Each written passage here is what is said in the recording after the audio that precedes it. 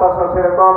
আমি আশা করবো আমাদের যে আহ্বায়ক মহোদয় আছেন, আমাদের যে সদস্য সচিব মহোদয় আছেন, আহ্বায়ক কমিটির যারা সদস্য আছেন, সাবেক যারা নেতৃবৃন্দ আছেন এবং যারা প্রবীণ নেতৃবৃন্দ আছেন, সবাইকে নিয়ে আলাপ আলোচনার মাধ্যমে একটি এমন কমিটি করতে হবে যে কমিটি সত্যিকার অর্থে বিএনপির মান মর্যাদা, জনগণের আশা আকাঙ্ক্ষা, তাদের প্রত্যাশা পূরণে সক্ষম হবে। কোন অবস্থাতে আমরা এমন কাউকে দিয়ে কোনো কমিটি করব না যাদের ব্যাপারে কোনো বিতর্ক আছে, যাদের ব্যাপারে যারা সমাজে গ্রহণযোগ্য নয়, এমন লোকজন দিয়ে কোনো কমিটি করা হবে না ইনশাআল্লাহ, এটা আমাদের প্রত্যাশা।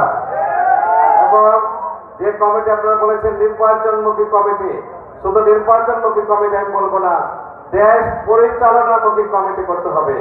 যারা আগামী দিনে বিএনপির ভারপ্রাপ্ত চেয়ারম্যান, আগামী দিনে যিনি দেশের প্রধানমন্ত্রী হবেন ইনশাআল্লাহ জনগণের ভোটে, তিনি দেশ পরিচালনা করবেন, তিনি দল পরিচালনা করবেন এবং আগামী দিনে বিএনপির কর্মসূচি বাস্তবায়ন করার জন্য যারা দায়িত্ব নিয়ে সততার সঙ্গে আমাদের শহীদ প্রেসিডেন্ট জিয়া রহমান যেরকম সততার সঙ্গে দেশ পরিচালনা করেছেন, সেরকম সততার সঙ্গে যারা বিএনপির কর্মসূচি বাস্তবায়নে সহযোগিতা করতে পারবেন, তাদেরকে নেতৃত্বে সুপ্রতিষ্ঠিত করতে হবে। এমন কাউকে যারা দুর্নীতিবাজ, যারা সৎ পথে চলে না অসৎ পথে চলে, যারা মাদকের সাথে সম্পর্ক আছে, যারা সন্ত্রাসের সাথে জড়িত, এমন কাউকে অনুগ্রহপূর্বক আপনারা দলের মধ্যে নেতৃত্বে আনবেন না, এটা আমাদের প্রত্যাশা।